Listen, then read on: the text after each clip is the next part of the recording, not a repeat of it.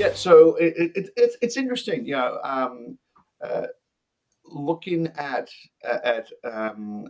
what really monetization data is. Monetization data is, like I said, real people doing real things.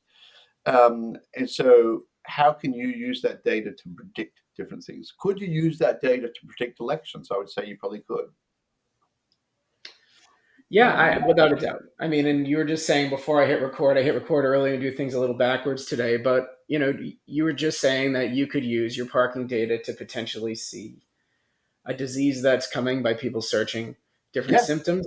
You can use yeah, your data to guess to have a very close estimate on the Google share price. You said it was yeah, 0.93% yeah. Point nine within three within that. correlation. Yeah, yeah, yeah. So it's very high. It's Yeah. What other data? What are some other data points that you think are pretty interesting? I think that's those two things are pretty amazing in and of yeah. itself. It's I think the other thing is to look at data in terms of, like, you begin to categorize domains and things like that, and you can see whether industries are in an upturn or a downturn Yeah. very, very quickly. Um, and you can see global trends, or you can zero in on the trend for a particular country, or you can see that what's the trends in terms of operating systems around the world, or something like that. Where is Apple actually making inroads or something like that against Windows? You can see there's lots of things you can actually begin to pull apart, um, and then you can look at things such as uh, people that have this sort of profile as such, or fingerprint, are more likely to be people that generate revenue. They do that second click and that sort of thing. You can actually analyze that. Do you think the people with parking that generate revenue these days are highly educated individuals, or do you think it's kind of getting into the lower educated types of people that are clicking on park pages and Oh, um, I see. It's the thing. Yeah, the thing that really frustrates me is that in the domain industry, people say all the time, "Oh, parking's dead." I'm like, we've certainly got not? people, we got people doing millions and millions of dollars a year in revenue, right? And we've had those people doing it for over a decade now, and they're making huge amounts of money. Okay, Mhm. and yet you go into, like, the forums or something like that, and everyone's saying, "Oh, parking's dead." I'm going, like, on which planet do you live? Like, Well, I think there's some misinformation out there, and that's why I wanted to have you to talk to you yeah, about it. And ask some yeah, questions about it, some quick questions that hopefully can point people in the right direction, and they can learn some more about it. yeah. It's so, Um, so it's an interesting question, though. Is parking dead or not? And my response to that all the time is, as long as advertisers are willing to purchase highly qualified leads, then parking will be very alive. Thank you very much. Now, has parking taken a new, has become more difficult? mhm. Absolutely. And I use it's a bit more difficult from the perspective of finding domains with traffic. Because I remember when I first started, this is over a couple of decades ago, you'd literally be walking along. This is the euphemism as such, and I stub my toe and I look down. Oh, there's a gold nugget. I think I'll pick that up. It was like it was gold everywhere. Like, uh, and dare I say, I did my best to strip mine the internet for domains with traffic. Mhm. And it was phenomenal. Nowadays, to find that domain with traffic, you've got to drill a hole into the Earth's crust 9 miles deep, and go along and discover those domains. And you asked an interesting question also. What sort of people are domain parking people? I'll tell you what sort of people they are. They're unbelievably disciplined. Unbelievably disciplined. They're just so disciplined. Every day they wake up and they're searching for domains, and they have all sorts of data and analytics, and they then go after those domains. I'm They're talking about no, no. I agree. They're always very data oriented, oh yeah, intelligent, cutting edge people. But I'm talking about the people that are actually going to a park page these days and clicking on like a 2 click lander, clicking one ad, yep. going to the second. Do you think it's someone of usually a lower Education, because typically someone of higher, we're probably just going to go straight to Google. They're going to search for what they're looking for. If they're looking for good goods or services, a lot of the times they're not just going to the domain like it used to be 15, 20, 25 years ago, where that was much more of the standard, right? Yeah, It's kind of the feeling if I meet someone who uses Yahoo. It's kind of like, you're behind a little bit, sometimes. yeah, that's an interesting question. We have no data that says there's a particular socioeconomic group, whether it's Hmm. like the elderly or uh, whether it is like kids clicking. Hmm. What we do know is that right across the board, advertisers continue to want to buy this traffic, Hmm. which suggests it's pretty well spread. Yeah, because advertisers from basically every single category want you to buy the traffic because it's a good lead. Let's imagine I'm selling, I don't know, trailers for my car, right? Hmm. A trailer. Then if all I got was 6-year-old kids clicking on the ads, I'm not likely to sell trailers to a 6-year-old kid. But the fact is, so I'd stop advertising. The fact is, the guy who wants to sell trailers is still buying domain traffic. Got it. There's only one reason why they're buying domain traffic because there's a return on the investment. Hmm. Yeah. So Understood. That makes sense. yeah. Now, So people keep on trying to say like parking's dead, and all that sort of stuff. It's almost like it's a bizarre fanaticism. I remember this one guy in one of the forums said, "Oh yes, parking's dead," and then he was spouting a whole lot of nonsense. And so I private messaged him. I said, "Well, I'd love to see. I'd love to talk to you, and maybe I could change your mind and all that sort of stuff. Like, how many domains do you have and everything?" And he said 3. I'm like, yeah. Wow. we manage millions of domains, right? And this guy is in the forums as if he's an authority on the topic, and he's got Yep. 3 domains. Hmm. And that's one of the dangers, I think, a lot of things in the forums. I'm not saying the person can't have an opinion, but as the readers in the forums, you've almost got to know their credibility. I agree. But I also think, the payouts aren't what they used to be. There's no more tasting. There's a lot of things that make it so it's not as lucrative, or it's harder, like you said, to find the good names. But I would say that ParkLogic's way of monetizing names is a little more sophisticated than it was 20 years ago when you opened your doors, right? And so, um, Very, you very know, much so. It's like I remember when we first opened our doors, we basically split the traffic between different providers and all that sort of stuff. And uh, once again, if I was to compare it to the sort of gold rush analogy, yeah, to me, there's been an evolution of technology. Um, and the evolution of technology is back in the early days, you just send the traffic to a single parking provider, and you make money. It was great. Those were the days. It was simple, and then it sort of migrated to the that you're going to collect all the data from multiple providers in a spreadsheet and work out which one was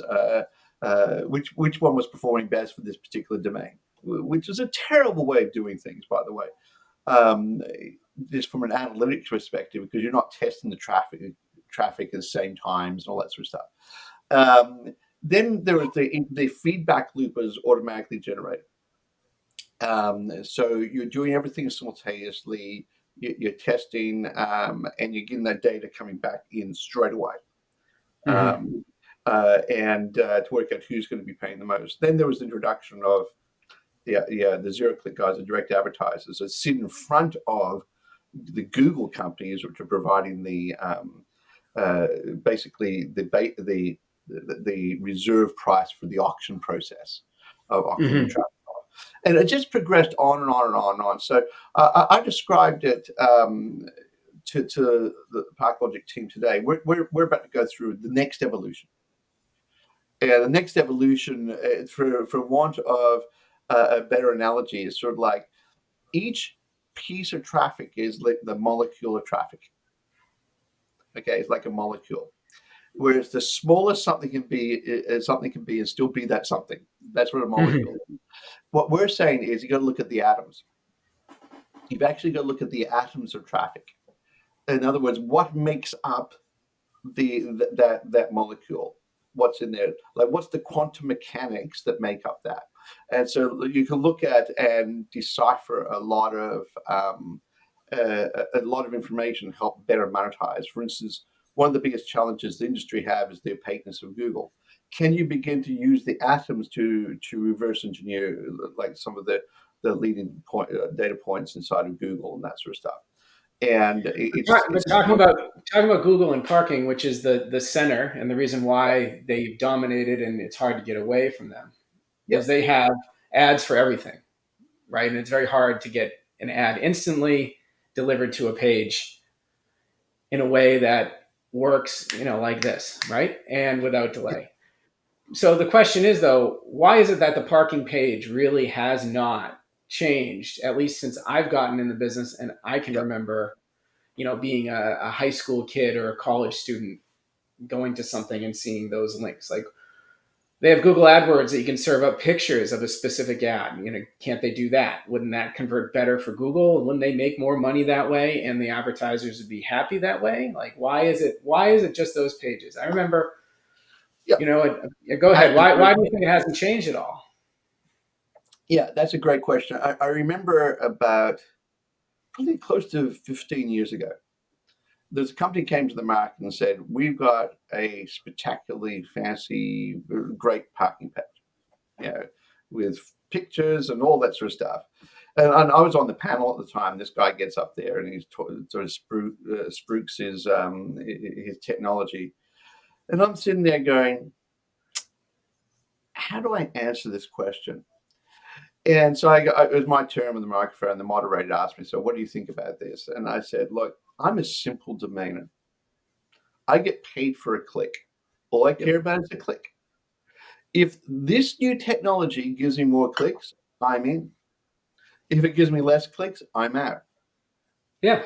But to date, the best solution, I hate to say it, is the really boring, crappy traditional pack page. Why do you think it survived all these years?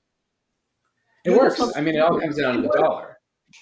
Yeah, but it works. But I think it's from what we're seeing, it's definitely under threat.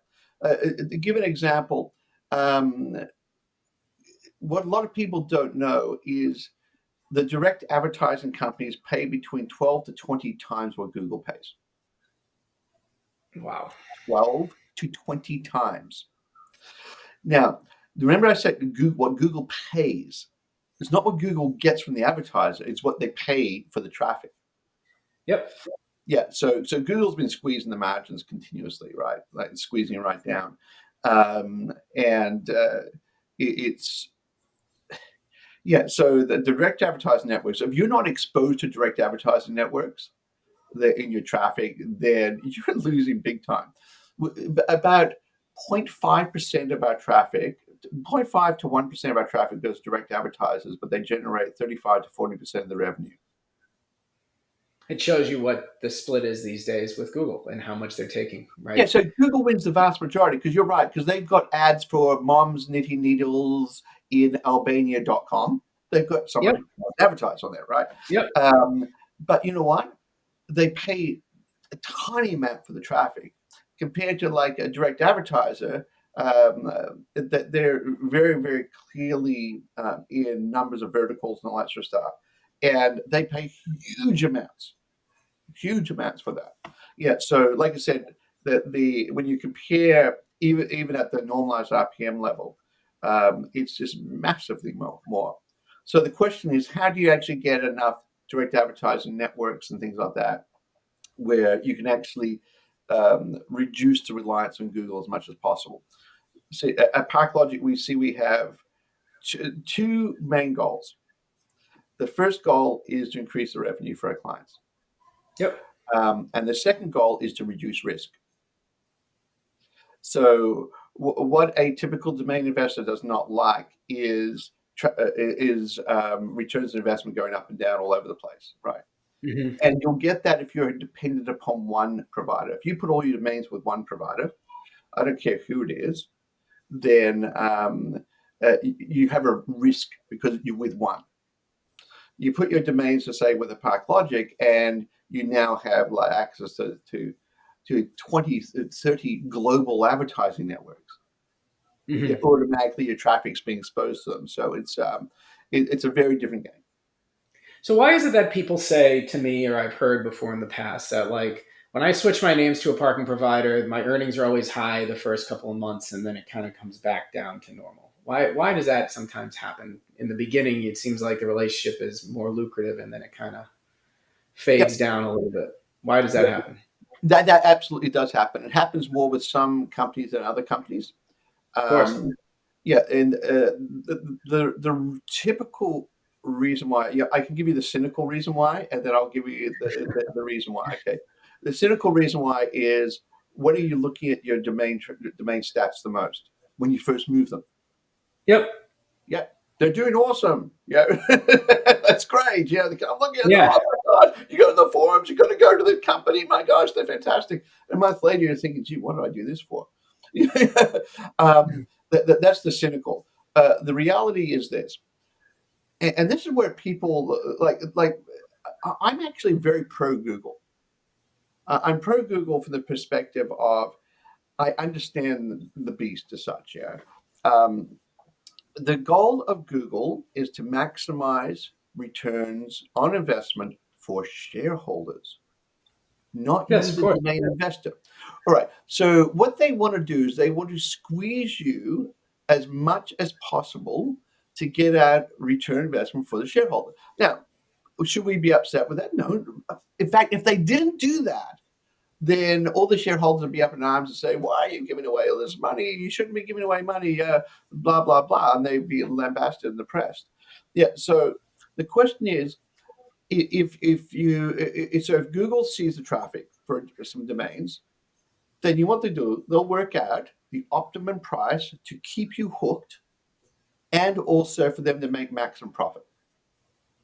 Yeah, the same with like Apple with the iPhone. Same Of exact thing. course, of Yep. course. And they have done a huge amount of analysis on this. Let's think about, what is Google as a company. Google is an analytical monster. It That's what they is. do. Hmm. They look at search traffic, they look at advertiser demand, and they get the whole line right across the entirety of the ecosystem. They can see everything. So they have complete transparency for every part of it. The domain investor is at an information disadvantage, because they only see the little bit at their end. They don't see everything else happening. They don't know that Hmm. someone actually wants to pay like $10 for that click that they just got paid 10 cents for. They don't Hmm. see that. Google does. Yeah. Yeah, so Google's doing exactly what Google should do, but it doesn't mean we have to behave the same way. The thing Well, is, I mean, remember, Google, people just think a lot of the times when they look at the numbers that it's pure gravy into Google as well. And it takes an army of people selling the ads and technology. And, there's a lot of fraud happening and things happening there that they have to protect the network. And they're always trying to make themselves more efficient. And, there's a significant army of people supporting that product to provide instant ads, right, to park pages that are relevant. I mean, it's a pretty massive undertaking to be able to do that and have that inventory in house, ready to go every day, every second. yeah, You it, know, it definitely is. It is an incredible undertaking, and that's why, like to me, I never get upset with Google. I understand what Google's going to do. They're behaving in a completely economically rational mind, but it doesn't mean I have to keep on dancing to the same tune. no. You know, so people have said to me all the time. They said, "Which is the best parking company?" They always ask me that question, Well, what do you? I and mean, what do you think you're going to say? If you ask me what's the best brokerage, what am I going to say? yeah, well, I can tell you which is the best parking company because we see them all, right? Yeah. And my response is, at which point in time? And they said, "What do you mean?" I said, "Well, which millisecond? Which millisecond are they the best at? And for which domain? Yeah. And for which geo region, and for which type of traffic? Is it desktop, mobile, and everything?" And I can just keep on going down, and and and they say, well, hang on a second here. That's getting very granular. Like, I just want to know which is the best. And I say, well, The only way to know which one's the best is actually ask those deeper questions. Yeah. And so there's no best. Uh, to me, it's like Cedo does a great job. Botus does a great job. Parking Crew does a great job on the traffic they win. Yeah, so they all do a fantastic job on the traffic they win. Um, and if they don't win the traffic, and someone else has won the traffic in that millisecond, where we run the auction in the millisecond, then that's great for the domain investor. So there's no such thing as who is the best parking company. I was on a panel and one time, and all different parking companies were on the panel with me and that sort of stuff. And I defended them. I said they all do a great job for the bits of traffic they win. The fact that I think the maximum each one of them wins is like 20% of the traffic Mhm. is different. So it means if you put all your domains with one company, 80% of the time it can be doing better elsewhere. Eighty It's a percent of the pretty time. big, time. Yeah. It's just, and then you go along and get these domain investors that go along and try to squeeze their account manager for another 1 or 2%. I'm saying, forget the 1 or 2%. Worry about the 80%. It's like, Yeah. it's just But the stupid. Yeah. question, so the question that comes to mind though is that those parking companies all have the same feed. They all Yep. have relatively similar parking landers Yep. offering similar links. Why do you think there's such a discrepancy between each based on different names and different people? You think it just comes down to the human and the way they react, or the location or culture? What do you think it is? That's a really interesting question, of why they perform differently. Um, that's a question which I can't answer on this call. That's okay. I mean, it's like the CEO of Burger King and the CEO of McDonald's, and I say unanimously McDonald's has the best Coca Cola, and Coca Cola is delivering the exact same bags of syrup to Burger King, but unanimously, and McDonald's people are saying McDonald's has better Coca Cola. Or 80% of the time, people will try others, and it's interesting when it's all coming from the same factory, put in the same container and sent in the same way, except the truck goes to those places at different times and gives them the canisters of it, right? And it turns out I'll, different. I'll, I'll, I'll, I'll I'll follow your analogy. Let's imagine Burger King put a teaspoon more of the syrup in compared to McDonald's. Yeah, that could change it. I can change it. Right? It could be something as small as that, but you do that then across millions of different types of domains, and it varies the amount of syrup or something of drinks, but it varies the amount of syrup for every single one of them. Sometimes it's Mhm. light, sometimes it's heavy, yeah, and all this sort of stuff. Then Yeah, it changes things a lot, and uh, yeah. So there's so many things that go into that mix. It's not funny, and you get some of the different parking providers we see. Um, they have filters in front of Google, and so they end up throwing babies out with the bathwater. Yeah, so traffic that could actually be monetized doesn't get monetized, and I have a left field question, which actually, yep, when I worked at Uniregistry domain name sales, we had our own feed for a very long time. Went to GoDaddy. They actually canceled it or gave it back to GoDaddy, the contract there, because they had two feeds, and I guess you're not supposed to have two. So yeah, one of them kind of went up in smoke. And we used to look at the amount of traffic that just Frank's portfolio used to have on a daily basis, and it was 360, like 5,000 domains at one point. And when I first started working for him, I don't think we were filtering at all the bots and things like that, but it was immense amount of yeah. traffic. And he didn't have like a lot of trademark names. It was a lot of two-word.coms that didn't get a lot of traffic, but it was real and it was good. And we were talking about the amount of money, and I'm not going to talk about that, but we're talking about the amount of money he used to make. And I said to him, if we took all your US traffic and just put your face on all of the landing pages, you potentially could become one of the most famous people in the United States if you put something stupid there. So with the US wild election coming, Why hasn't someone bought all the cheap US traffic and put, you know, Biden for president, Trump for president with an ad and meeting a guy like you and just saying, we'll pay you this RPM? You think they'll just get abused and it would get taken advantage of, or doesn't make sense? I think it would just be better than seeing TV ads and other ways that they do it. Yeah, I think there's a couple of reasons why. First of all, uh, none of the traditional parking companies are allowed to do that under the contract. Okay. That's for a start. Um, and that could have changed, but my impression is it has not changed. And Yeah. Google would not want that to change, not in Google's interest, right? Yeah, so if they came and knocked on our door, the next thing we would sort of say, okay, so we can potentially do this, but is it scalable? And you assess it on its merits and all that sort of stuff to be able to do some big change like that.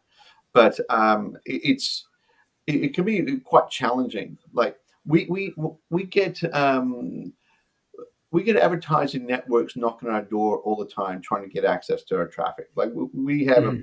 I think it's about 10 billion requests hit our servers every day. So it's Wow. huge volumes of traffic, right? So most of it's bots, by the way. Mhm. Yeah, of And course. so you got to filter all those out. So it's large volumes of traffic.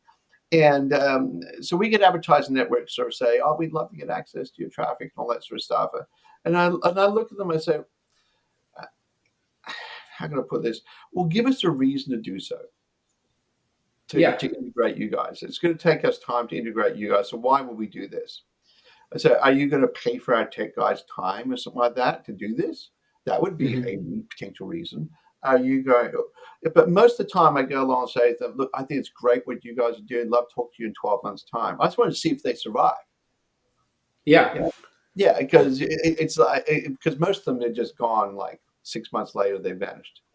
Well, they're Um, probably a reseller of a person you already have a relationship yeah, with as well. You just don't know it that, yet, that's the right? other thing. That's the other thing. So it's a like I think if we had like the other thing is this is say in the election sense, um, you'd have to be an unbelievably sophisticated campaign manager even to know that this industry exists. You really Well, would. they're out there. They're out there acquiring names. Joe Biden uses Joe.link as his one of his domains that he uses to advertise Yeah, him running for president. You buy but they'd have T-shirts to and be really whatever. sophisticated to understand that this entire domain ecosystem even exists, right? Am I going to Yeah, go along and worry about buying domains or trying to hunt out like who are these people that manage domain traffic, or am I just going to go to Google and say I'd like to buy all the traffic, and then they send it to essentially gets to us anyway? yeah, that's probably the right way to do it.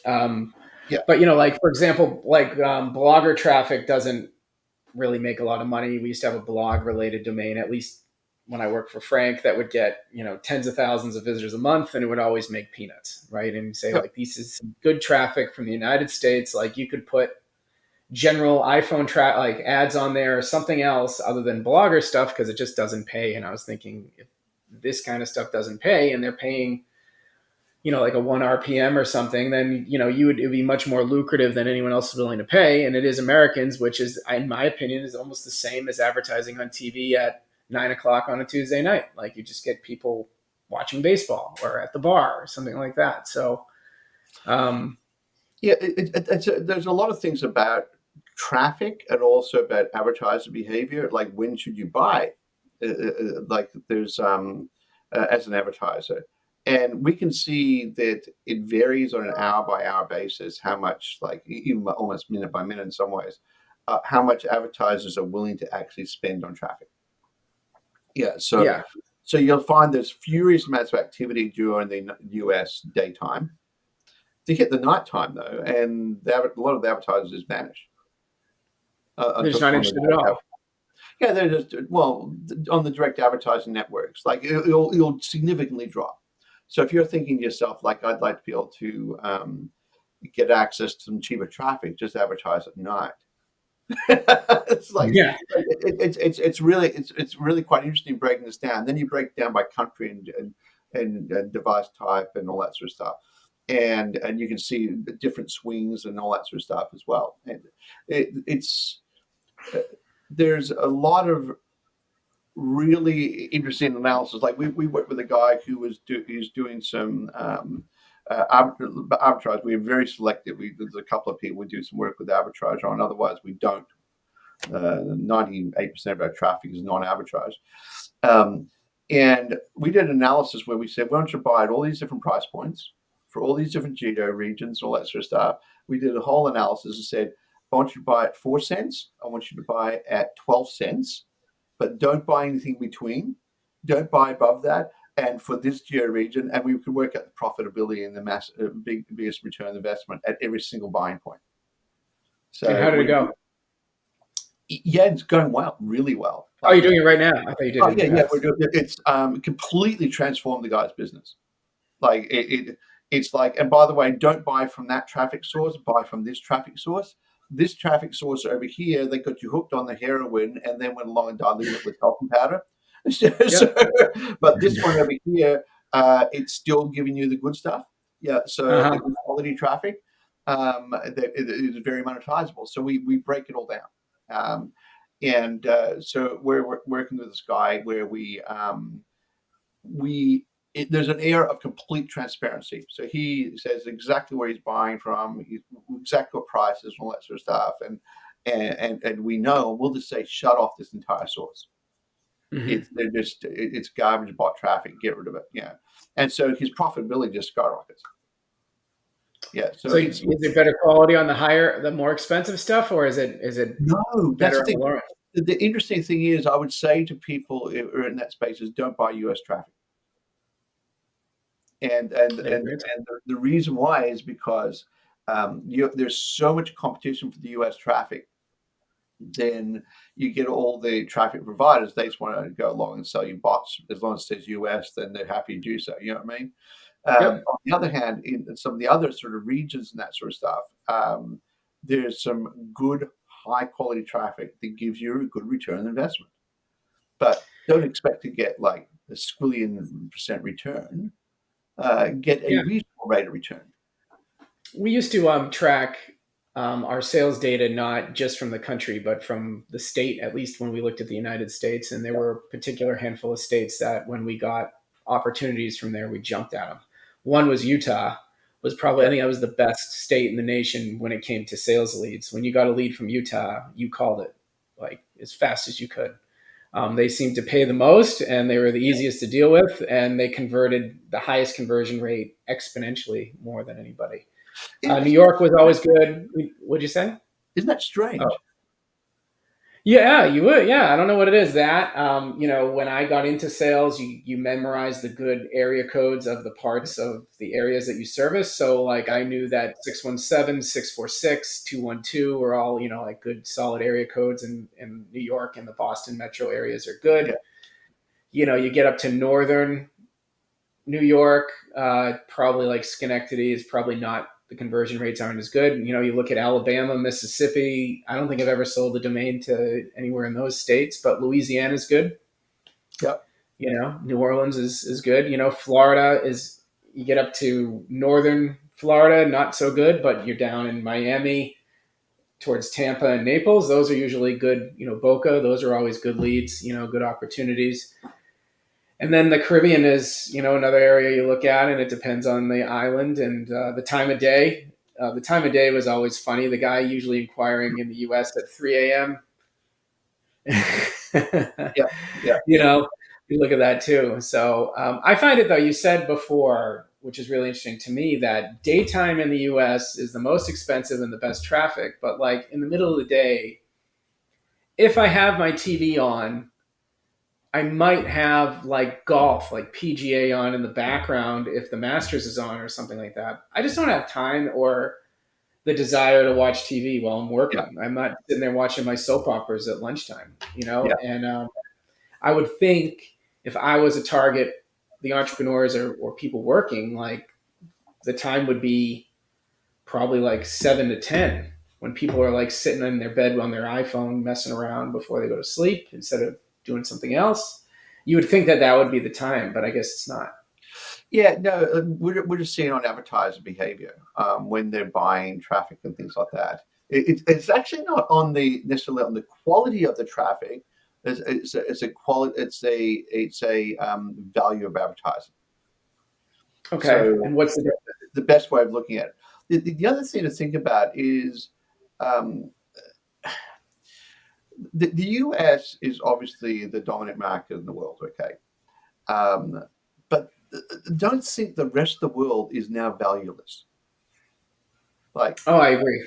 yeah, and I find, and this is by no means disrespectful for anyone in the US. I love the US and I travel there all the time. Got fantastic friends like yourself here in the US. But I find that quite often um, domain investors in the US become very myopic. That they just look at the US. Um, for instance, did you know that Lagos in the capital of Nigeria is going to be the next most connected city in the world in the next 5 years? Really? Yeah, it's going to leave the rest of the Western world for dead. They're completely bypassing physical infrastructure and just everything's wireless. Yeah, and so there's more than just Nigerian princes or General so and so in Nigeria. There's Yeah. good quality stuff happening in the African continent. Yeah, and same with Asia, same with South America and things like that. I remember when I entered the domain industry and I went to my first domain conference back in, see if it was 2002 or 2001. I can't remember. It was a long time ago, and everyone was talking .com, .com, .com, .com, .com. And I looked around and said, okay, you can have .com all the rest of the world. Yeah. And not that I ignored .com, don't get me wrong. It'd be silly to ignore it because it's very important. But I made all my money, well, not all of it, but the majority of my money on the CCTLDs, on the country codes. I made an absolute fortune on the country codes. And it was virgin territory, and everyone was ignoring them. And I just like particularly, I just looked at the countries. People would say to me like, "Where do I get traffic domains from?" and all that sort of stuff. And I just go, "Look, I looked at two things: large populations. Sorry, three things: large populations, English speaking, because I didn't know other languages. It's easier for me. And the third thing was Mhm. penetration of credit cards. I want to know the That's penetration pretty of obvious. credit Yeah. cards in that country because the penetration of credit cards directly impacts earnings per click because the advertiser can see the complete cycle. I've purchased. I've got some. I've done some advertising. Someone came to my website. They used their credit card to purchase, and that went right through. It's Versus a if you win. have, Yeah. They see the money right in their till. sorry. I said they see the money show up right in their till instantly. They know that ad source works. Correct. Versus if you have a cash-based economy, or if it's taken outside that sort of realm, then it's a lot more difficult to track. So it impacts earnings per click. So I did that, and I just looked at all the different countries in the world, and I just went after one after the other after the other, Yeah. and I just bought heaps of domains, and then, but 2007, I sold my whole portfolio. Did you Um, really? yeah, and then 2008, we then bought another big portfolio.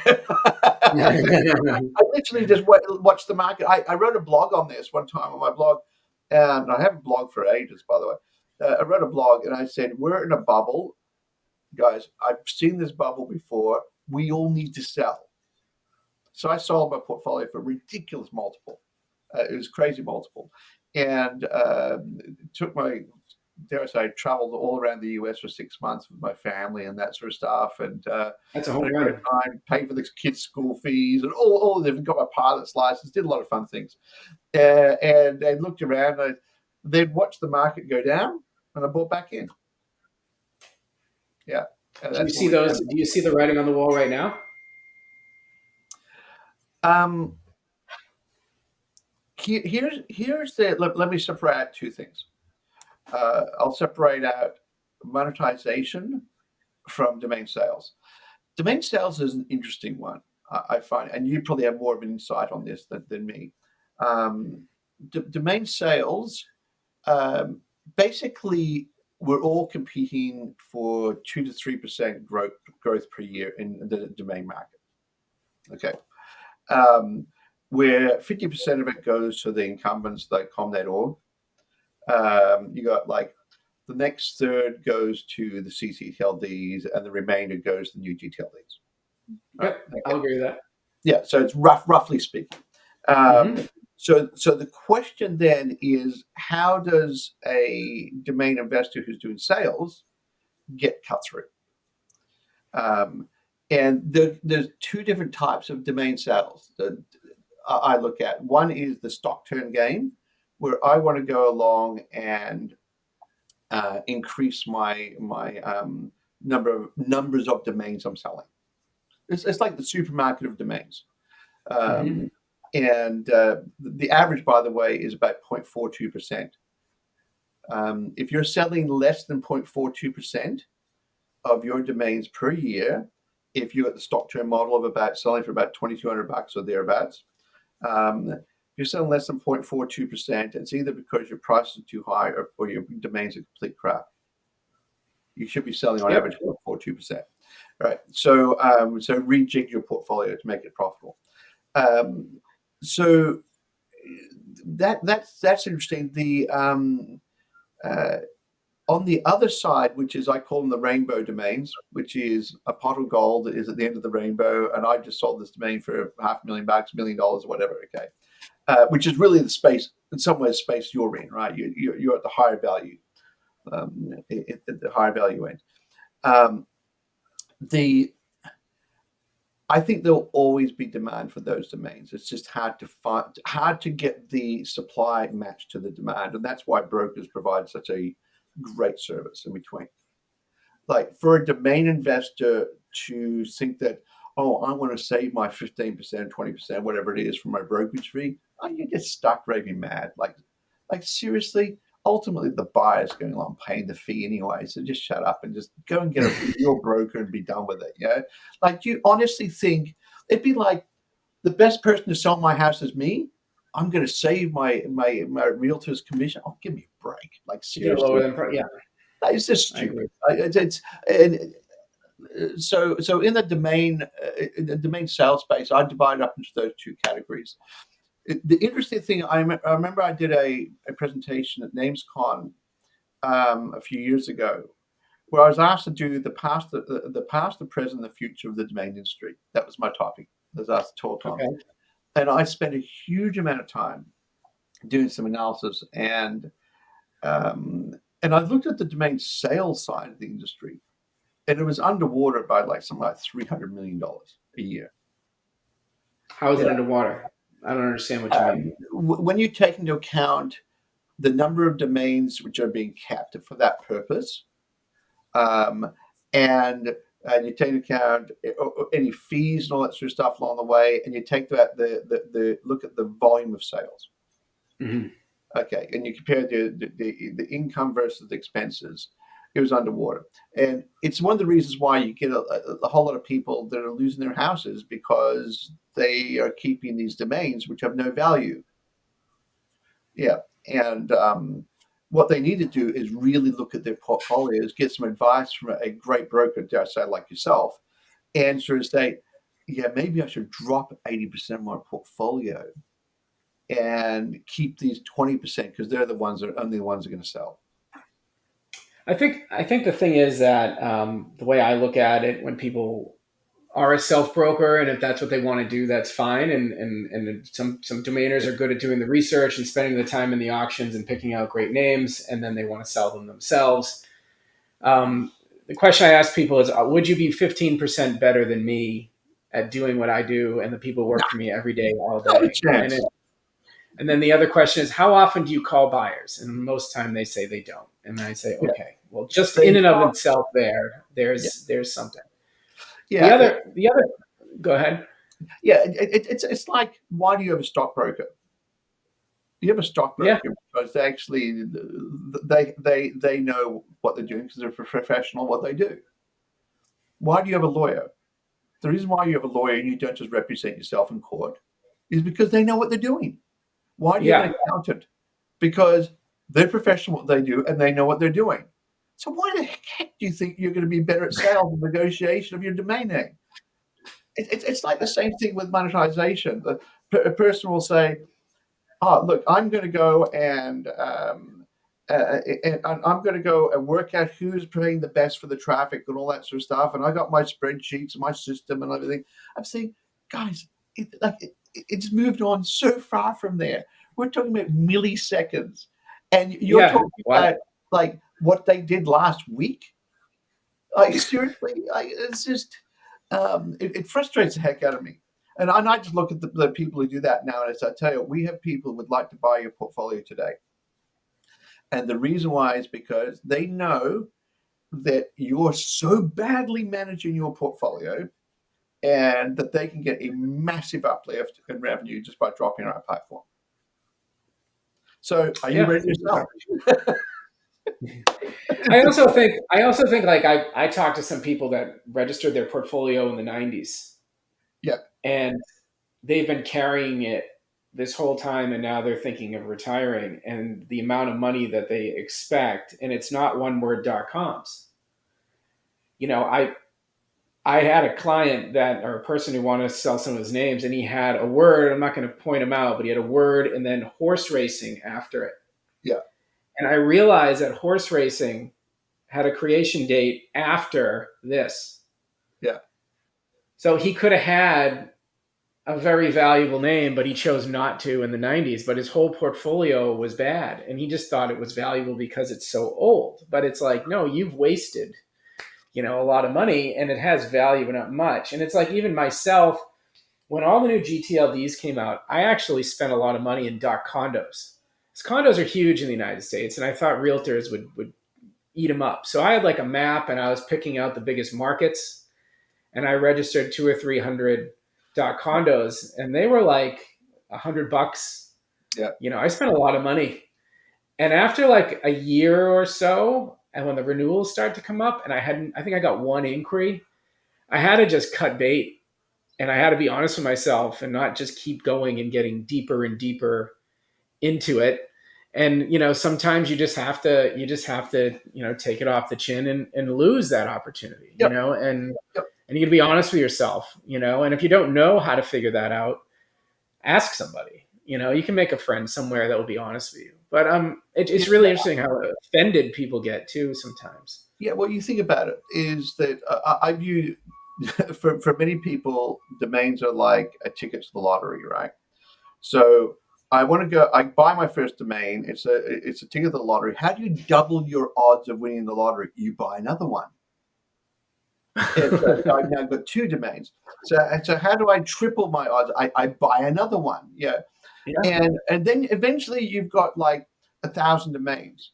Then how do you decide you're a millionaire? They're all worth $2,000 each. Therefore, I am now worth $2 million. And sure. no one's bought anything yet, right? Sure. But you've now, in your own mind, you've created this illusion that you're now a millionaire, Uh-huh. and With $1 million expenses. that's exactly what people do, and it's exactly the reason why when I did the analysis, it shocked me actually. It took me a long time. I spent a long time doing this analysis, and I found the industry was underwater. Yeah, on that side because you have people buying into a delusion. I'm not saying that you cannot make money, but you need to be smart about it. Um, but I remember when the new GTLDs were being launched, and I had was it Dan Schindler at the time from Donuts on one side of me on a Oh yeah. platform, at a conference, and I had Savan. You know Savan? He was at Uni Oh Registry, yeah. and they're both saying, "Hey, you've got to buy these domains. It's the next gold rush, and all this sort of stuff." And I just sat there. I didn't say anything. And finally, the moderator said, "You haven't said a thing." And I said, "Look, I'm a simple guy. Do they have traffic? No, Probably not. no. Do they? Let's look at some business models. Are they a stock turn domain? Can I buy them for $10 and sell them for like $2,000 or $500, even $500? The answer is well, probably not because there's such huge supply. So can I buy the premium for 10 grand and sell it for $1 million? No, because there's massive supply and all that sort of stuff. I said so. The only other business model out of the four is, can I buy it and develop it? Well, why wouldn't I just develop .com? Like, Yeah. I got a pile of those, so there's no business model.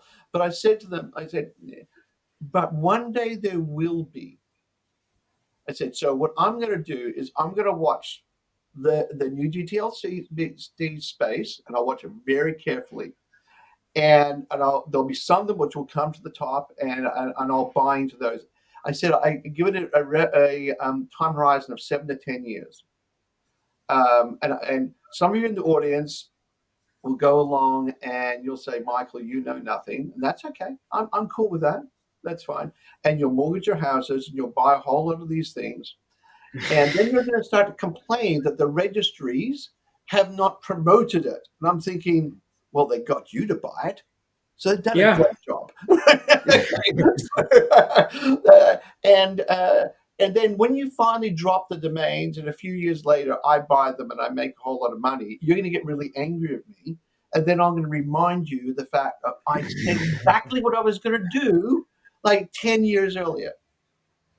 And If you took the money and bought a bunch of co-UKs, you spent 30 grand, you would certainly do better oh heck than yeah, if you spent it on right. GTLDs. UK is fantastic, right? It's so people say, "Oh, you're just negative about the new GTLDs." No, I'm very positive. It's a timing issue. It's a timing issue, and when is the right time to buy is a key to investment. I'd Of rather be a course. little bit late than a lot early. Yeah. I think the thing that a lot of people don't realize is that some of these domain the people that own large domain portfolios are auctioning names or dropping names hundreds or thousands every month, All the and time. that they're not all $1 million names, and they pick them for whatever reason, and their data was wrong. I know someone who uses a robot in the GoDaddy auctions. He said he woke up one morning, it was bidding against itself and against another one of his bots, and it went up. He Yep. ended up buying a shitty name for 50 grand. Yep. He was like, "Oh no, no, no, no!" And then he dropped it. Like he had to drop it like a year later, and he paid the bill because he doesn't Yep. want to, piss off his partner that he works with on a regular basis. So, Yeah, I it's so, mean, it's so just part true. of the business, The thing, culling the herd. the thing to look at with your domains, and like I said, there's a magic number. Was it 0.42 or something like that? I can't remember off the top of my head. It's something like that. Um, Yeah, and for the stock turn, if you look at your domains, you say which ones have actually received an inquiry, and and then you sort of say all those that haven't received inquiries, they're potentially on the chopping block. I'm not saying they are; they're potentially. yeah. Um, and it could be that you go along and you sit down with a real broker, and you say, "I need you to evaluate these ones here," and you work with the broker about that. Yeah. So, it, but the but if for all those that you have a whole lot of inquiries for and you haven't sold them, then you need to reevaluate your pricing strategy because there's a Or good how you're reason following why up you with them. haven't sold them. Yeah, So, or how you're following up with them and how you're acting when you're getting the yeah, yeah, follow ups. And you the, know, there's all that sort of thing. I'm yeah, like I think everyone should take a bunch of their domains, their high quality domains. And by the way, make sure you don't decide which is high quality. You get the advice of the broker and say, okay, I've got these 5 domains or something like that, high quality, go and sell them. And then when the broker says, I think it's worth like $10,000, and I had this one guy, I could tell you the story. One guy, he came to me. He said, Michael, can you broker this domain? And I said, I don't do that. I really don't do that. And they said, I really would like to broker the domain. And I said, okay, let me think about this for a bit. And I looked at the domain. I said, worth 10 grand, right? And they said, no, it's a $250,000 domain or something like that. yeah. And I said, fantastic. I'll tell you what I'll do is that for every $1,000 we're out, difference between what I think it's worth and what you think it's worth, you pay me $10 a month retainer. And the reason why And you do it. the reason why is because you're expecting me to sell a domain for a price which is impossible to get to waste my time on that domain. So why would I do that? So the only way I'll do that is if I have a guaranteed income. So if we're different, so uh, what it did was it brought their price right down. They began to get more realistic because they didn't want to pay the $10 per $1,000 difference. Yeah. They began to get more realistic with the price, and in the end, I just walked away anyway. It was just I've investigated in the domain. I worked out it was like basically the only place you could sell it was to extort money from Google, and I said I'm not in that game. Yeah, I no think thanks. it was that Google owned the brand or something like that. But I'm Yeah, thinking, I'm getting away from this one. you lose your parking fee for $1,500. Yeah, it's Not worth exactly it. right. It's just yeah. So it's I actually think domain brokers should investigate a strategy like that because the domain investors have ridiculous expectations on their brokers, and just say I'm happy to go with your price. You pay me a retainer, and that means they'll either come down to the price, or if they want to keep it high, then it's in the interest of the broker anyway, just to keep on their books. Because let's face it, Sounds if I good. said to you, I've got a domain for you, Jeff, you think it's $10,000, and I tell you, you need to sell it for 500,000, you'd look at me and go, you'd say, there's no chance I'm going to sell it for 500,000. How much time would you put into that domain? Zero. Zero. Zero. Zero. Not worth it. It's not worth It's it. not worth the time. So it'd be like, oh, you'll be polite, you'll take it on your books, whatever, and without that, even if you did, right? You may just tell the person to fly a kite, but but there's not a chance you're going to put one bit of time behind it. I wouldn't. No, you can't. I mean, and sometimes we run into those people too on the flip side when we have a buyer that is willing to make a fair market offer and it's not even in the universe, and that's challenging as well. And we got to find them something else, or they just don't buy anything because some people are just Yeah, they're ridiculous about it. yeah. But When I've worked with so professional brokers in some of my domains, I've said to them, they've said to me, how much do you want to sell the domain for? And I said, how much do you think it's worth? yeah, And they give me a price. I said, okay. And they look at me and they a bit strangely, and I say, well, that seems like it's a reasonable price to me. But more than that is you're the professional what you do. I'll treat you with respect. And if yep. you give me a low ball number, right, then that means you're not the professional I thought you were. But if you give me too high, then you're not the professional I thought you were. So I want you to give me your professional evaluation. Yeah, and I'll just believe it. I'll just go with it. Yeah, I'm really simple like that. Treat people with respect when they've earned it. And by the way, I think there's about I don't know 5 real brokers in the entire industry. I think there's more than five. There's a lot of good salespeople in this business, and I'm close friends with a lot of them. I enjoy their Maybe I was company, being a and bit harsh they're there. of course. But you know what I mean? There's lots of people who put the shingle out to say I'm a broker, and they're not. They're an order taker.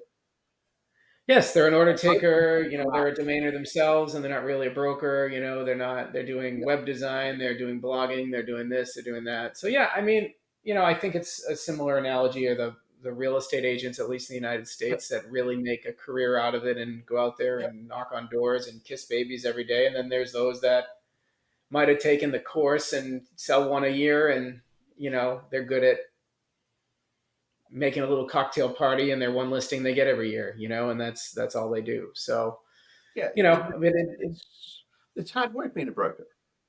it is, but I got to say, and I can tell from you that when I wake up in the morning, I don't mind going to work, I love and it. I think, right, and I think I I was up found at I 5:30 found this a good. morning. I What'd you say? I was up at 5:30 this morning. You're up a little earlier than me, but I mean, I think when my eyes do open, I'm not dreading work, and I enjoy it, and I enjoy the people I work with, and I enjoy the clients we have, and even if they don't use me, I'm still friends with people in the industry that don't use us as a brokerage, and that's fine. But we have a lot of things in common in a unique, industry that I really couldn't see myself doing anything else, and I like it, and I'm happy, Yeah, and that's why I'm doing this podcast is to talk to people, the characters I've met along the way.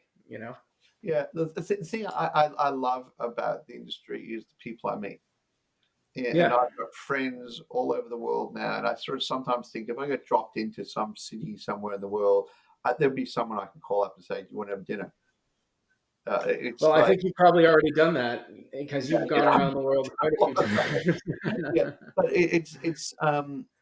and I find that's an amazing privilege to um, to know a lot of these people and to count them as friends, um, and have laugh with them, dare I say, cry with them at times. People go through rough times and good times and bad times, all that sort of thing, and Yeah. but they're friends, and it's it's an amazing experience. I look at this industry; it's very unusual. It's full of unusual people that think very differently, um, and that's part of the excitement. You get people thinking out of the box in this industry like Yeah. no other. Absolutely. And they Yeah, always got an edge, and they're always trying something new. And yeah. So I think this is a great way to end talking about how much we love our work yeah. and what we do. So before we end, how can people find you guys, and where are you going to be next that people might be able to meet you? Yeah, so I'm going to be in ICANN Hamburg, um, in Germany, and I'll be there at the end of October. Yeah, end of October, and I'm looking forward to that. Then I'll be at the I anticipate I'll be at the ICA event in Vegas, and then of I'll course see you there. um, Hmm. yeah. So I like to try to get to quite a number of different events throughout the year, um, Hmm. and it's an interesting period. Like I'm traveling from Melbourne, Australia. Every flight is a long haul, and pretty tough, I must admit. But people say, I say to people, one of the great things, well, one of the problems with Melbourne, Australia is it's so far. Like just to fly to the US takes 13 hours. Yeah, just to get to the West Coast, right? Yeah, And I'd say it's a long way away from everyone. I'd say one of the good things about Melbourne, Australia, is it's a long way away from everyone. So it's a bit of both. Yeah. So, um, but yeah, so that's and they can just go to parklogic.com and sign up for an account and that sort of stuff. We typically work with professional domain investors, ParkLogic. Like you were doing like um, around 5 grand a month or more sort of in revenue and monetization, we'd like to have a chat with you and talk with you. And typically speaking, with there's some exceptions, like we have some people we're working with that are different to that exception, like yourself, for instance. So it's uh, absolutely. in terms of the clients that you're talking about and everything, Jeff. So we yeah, so I love this industry. It's done so much for me. It's really changed my life, and the people are great. I Anybody, know, right? yeah, just go to Park Logic. Absolutely. Now, well, the final question: are you going to wear lederhosen in Hamburg for No, Oktoberfest? no. I thought I'd see get to see an Aussie in lederhosen. As long as it comes in the shape of jeans Yeah, that's the only way. or something, I'm in. But otherwise, no. Got it. Yeah, Got it. yeah. So we're looking forward to Hamburg. It should be an interesting event. So another guy and our head of sales is Matt Herbert, and I've I met Hat last name's Conan for a while and a day. I've known Matt for a long time. yeah, Matt's a great guy. He's been with us now for quite some time, and so he does the long hauls. Man, I got some stories to tell you with that. Oh, sure. Yeah, with the different flights and everything like that. Gee, it's uh, I should do an episode on traveling hacks. Like there's there's so many things you can Oh, do. your first time flying internationally really kicks your ass when you then have to go to a conference, Oh, and people just they stay up and eat the meal and all the salt and they fuck around and then they have jet lag and they feel like hell. no, Yeah, yeah. no, you gotta stay Like away from it. my flight to Hamburg is Melbourne to Dallas, which is one of the longest flights in the world, by the way. That's Melbourne to long. Dallas, Dallas to Denver, Denver to Munich, Munich to Hamburg. That's the direction I go. You And wouldn't then go. You wouldn't go Melbourne to Hong Kong, Hong Kong to Dubai, Dubai to Hamburg. You wouldn't do that. That no, just doesn't. like you could go Melbourne to Dubai and go on to. The thing is, though, if you go that way, then the price of the airfare is like double. Oh, really? Oh, Yeah, yeah, because you it's go around Dubai. the world. I used to do that way. Now I go across the US and to get to Hamburg in this case. And then we go, I think it's Hamburg to Frankfurt to Miami. And then somehow we get through the US. And we don't know yet. We haven't booked it yet. And then we leave, I think, LA to Melbourne. So we go backwards. And by doing it that way, you get 50% discount. Yeah. Wow. The last trip we did, you have to actually put your foot in Europe. The last trip we did, we were less than 24 hours in London before we headed back to the US. Just to In go, Heathrow. sorry? In Heathrow. Yeah, you're in Yeah, Heathrow. yeah. So we went into London, stayed one night in London, and then we went back to the Heathrow. In fact, the plane we actually got a plane from New York to London, and we got the same plane and the same crew heading back the next day back to New York. And they looked at us like there's three of us traveling, looked at us and said, why are you guys back on this plane? Like they were, we said, and we told them the reason why. They said, so you just had to put your foot in Europe for 20, like for at all. And I said, yeah, we just had to put our foot in Europe and we get 50% discount. Yeah, Wow. it's Wow. weird Whatever different, it takes. yeah, weird different airfares you can discover and that sort of stuff. Yeah, I think the worst flight I've ever done was around the world in 12 days. That was the That worst. sounds. In That sounds coach. awful. That was coach around the world in 12 Oh, days, and that just about killed me. you Um, get emotional when you're on your like fifth leg and you're up there by yourself, and it's like you start rethinking your life because you're just kind of like I don't know. You get loopy and I did a flight with Matt, and we were flying back. We flew all the way to Europe, and we went to Cloudfest, and then we flew back to the US again, and we got to San Francisco, and we knew we had to go San Francisco, Sydney, Sydney, Melbourne, and yeah. we're walking past the board, and I saw a flight, and it was like it was direct to Melbourne. I'm going, oh my gosh! So we were up in the club, and I spoke to the person there. Said, "Can you get us on that flight?" And they said, "Do you have any checked-in bags?" I said, "No, we only travel with carry-on." Um, and she said, "Well, I can get you on that flight then." And we both nearly burst into tears. And transfers us to that flight. We're like high five each other and, Oh yeah. and all this sort of stuff. It's like, oh my gosh, we're going direct to Melbourne. It's just like it was the end You're of a cheering to go on an 18-hour flight. yeah, it was a grueling trip. It was that was really tough that trip. Yeah, so it Yeah. was that was so funny though.